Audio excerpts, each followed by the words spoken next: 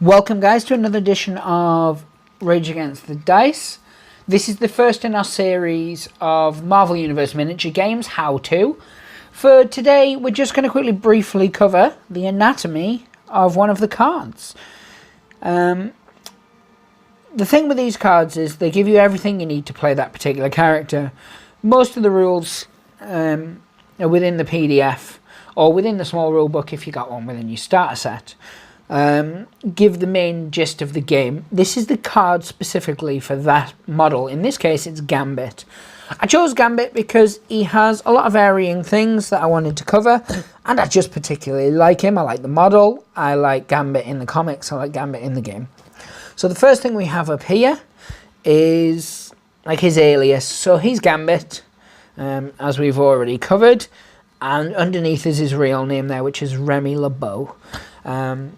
If you had a different character, say Wolverine, his alias would be Wolverine, and then his name underneath would be, you know, James or Logan, depending on which version of Dead, depending on whether it's an official or one of the created cards.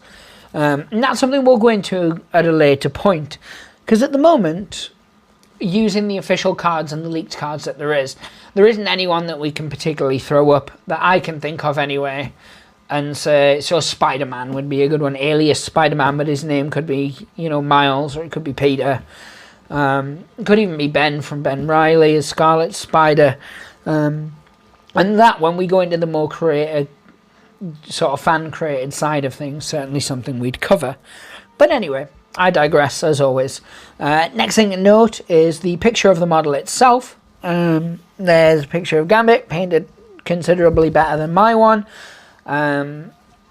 If you've painted one even better than that, you know, get it up on the Facebook group, which is listed in the description below. You know, we'll try and show some of them off when we can, if not on video, certainly on our Instagram or our Twitter. We're always looking to keep the Marvel Universe miniature game alive, and we do that with a hashtag KeepMumgalive. Again, listed below. Again, digressing. So level. Level is the equivalent of points in a game, say 40k, or that type of game. So he's a level 7 character, meaning it costs you 7 points, depending on the size of your game, in which sort of to take up. Other than that, we go straight to the affiliate. Now with this, it tells you which sort of gangs or crews or squads or teams, whatever you want to call them, these fit into. So he can be taken with any X, which is for mutants. Now with that you get red for evil, blue for good, and then you have grey for neutral, and neutral can go with either. So Gambit's grey because he's neutral, because he is a prominent member of the X-Men, but before that obviously he was a thief, he was with the Marauders. You know, there's a rich, diverse comic book history there. What they were intending to do before the game itself was cancelled was they were going to have different characters from different points in time. So with the Sabretooth card, for instance, he comes with the Brotherhood of Evil Mutants, and he's certainly a red.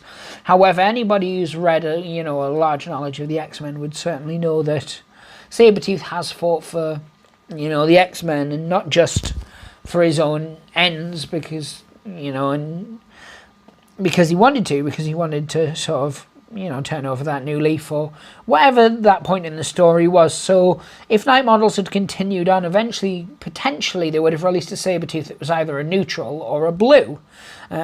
Some characters, though, who have always been a bit shady, like Gambit himself, comes under the sort of neutral banner. These are the main two when you're planning your team. So if you were taking a mutants team, you could fit Gambit in, whether it was evil or whether it was good. But if you were taking Cyclops, Cyclops can only go with the good mutants. Likewise, if you were doing a good Avengers force, Gambit couldn't go in there because he is only for the mutants. So points how much it costs, who it can go with. Really, really simple in terms of list building. Now we'll go on to the attributes there. Now we have power. Now power is how you do skills, how you move, how you do everything around the game. So Gambit has 6 per turn. And that can change depending on where he is in endurance and any other modifiers and things like that. But that's something we'll cover endurance side of things in a bit. And then when we cover the rulebook itself, we'll cover more into modifiers and skills that can decrease or increase. But next thing you've got is your speed. Now that has 2 movements for Gambit, which is 4 and 7. So to spend 1 power, he can move 4 inches. Spend 2 power, he can move 7. Some characters have a 3rd slot. Now that's usually flying characters. I say usually because it's potentially not always. Again, as we keep an eye on the DC side of things, that is still getting updates and still getting progression. So we'll be able to see how that develops. You might find that certain speedsters or things like that have extra moves. I don't know. Again, I'm not clued up as much on the DC side of this game yet. It's certainly something we want to cover in larger detail. But for now, I've been more fixated on getting those X-Men that I didn't already have. Next thing is your strength. Now, Gambit's only has strength 1 because he's a normal person. Now, strength is used for throwing people, picking up bits of scenery and that type of jazz. Certainly, it has its place within its game. So, Gambit can pick up anything of strength 1 or less. Now, there isn't less, so Gambit can pick up strength 1 things, which is stuff like rocket. Manhole covers we usually use as strength 1, small police barriers, crowd control barriers, that type of thing. He couldn't, for instance, pick up a building like the Hulk could, or a car like, say, Ares could.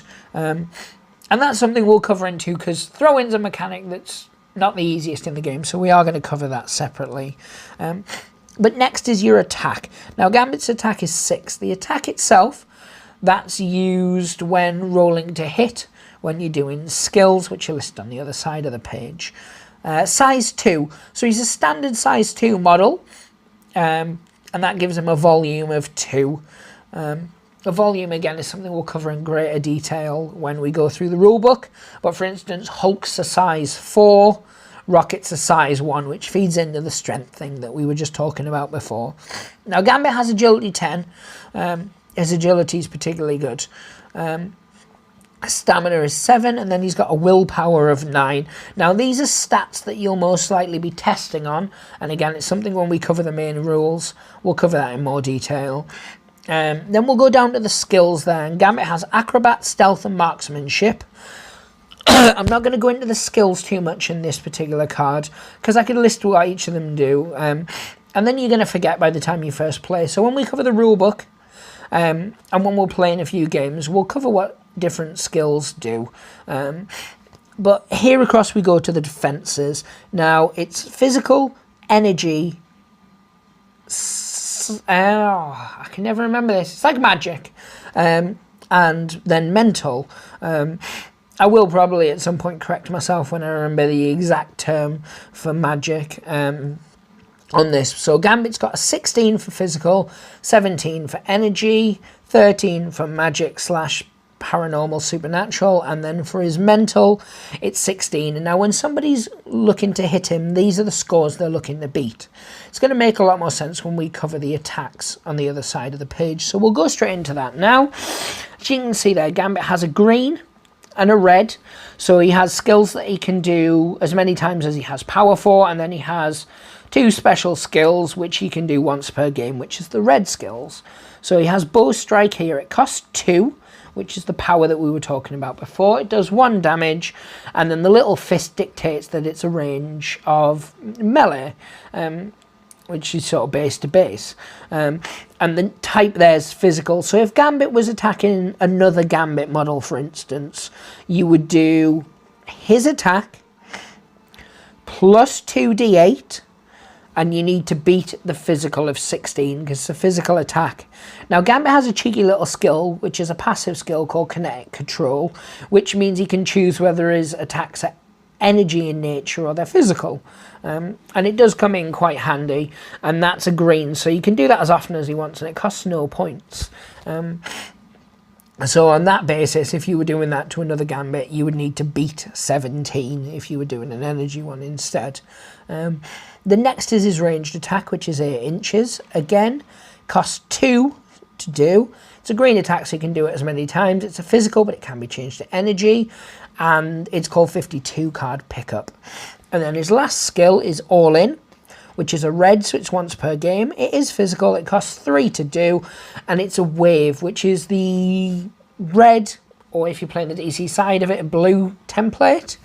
And if you didn't manage to pick one up before they went out of stock, you can certainly pick them up on a number of different websites.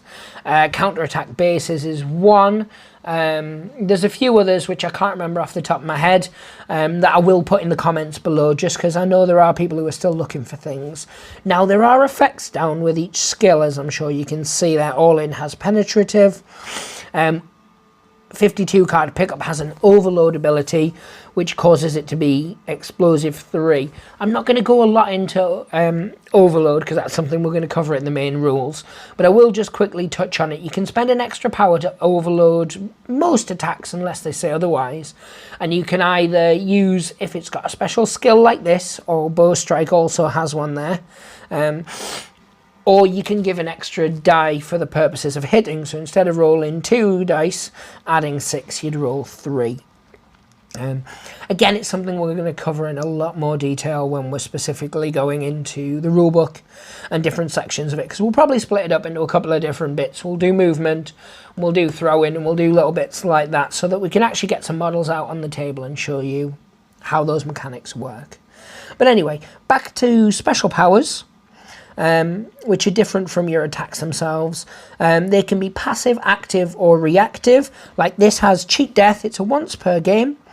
Cancel one attack that damages this character. So it's really good when you've got someone who's, throwing a, strength or size 7 building on you, or the Hulk's whacking you particularly hard, and you just cancel that one off for 1 point, or 1 point of power.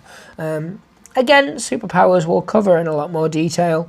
It tends to be when we're playing games as well. I tend to explain what a skill does while I'm doing it, so you'll pick up quite a lot if you do watch a lot of our videos, which I'm hoping you will. Otherwise, there's no point us recording them. But anyway, we'll move on to the last bit, which is endurance, because this has gone from being what I was going to consider a small video to quite a large one, so I do apologise about that. But there's a lot more on the card to cover than you'd assume, and I do go off on tangents. So in here you have the grey, pale and coloured section, which is either red or blue depending on whether it's Marvel or DC. I have seen green for some fan created cards and things like that as well, so to keep it simple I'll always refer to them as the grey, the pale and the coloured, or the dark. So you move your stat tracker across here as you take damage. So you start on there with I would use a little X, but you can use a counter, a die, a penny, whatever suits your needs. If you take 2 damage, you move 2 across. If you were to take 4 damage from there, you would then go 1, 2, 3, 4, and you'd go into the pale. You'll see underneath here, he gets +1 to his physical defense when he's in this grey. Once he drops into the pale, that stops automatically. It doesn't carry on, they're not cumulative. Once he then goes into the red, or the coloured, he goes to -1 attack and -1 power, and he'll stay that way. But again, if he'd had any effects in the other 2, he'd lose those, because they don't stack. Once your token goes off the end, so if it's on here, he's still alive, but once he takes another point of damage and it goes off, he is classed as, out of the game, and he'd be taken off the board. If he's a character that's scoring your victory points, hurroo, or way, whatever sound you use. If you're the person whose gambit's just been taken off the board, sad times, feel free to cry. That's covering this card in a nutshell. There's probably bits that I could have gone into in more depth, but we were already running at the sort of, the 15-minute mark. So I think for now that's good. It folds up, it shows you a picture of the model on the back. They're good for storage. If you want to laminate them, they're very, very good. You can get 2, maybe 3 on a page and laminate them, meaning you can mark off your little stats and things like that with a white marker pen that just wipes clean. We will be covering a couple of the different characters who are significantly different. But other than that, that's been a look at the Marvel Universe Miniatures game stat card for our model. As always, or if this is the first time you've ever watched us, for the first time, pray to the dice gods and hope they smile upon you. Take care, guys. Bye.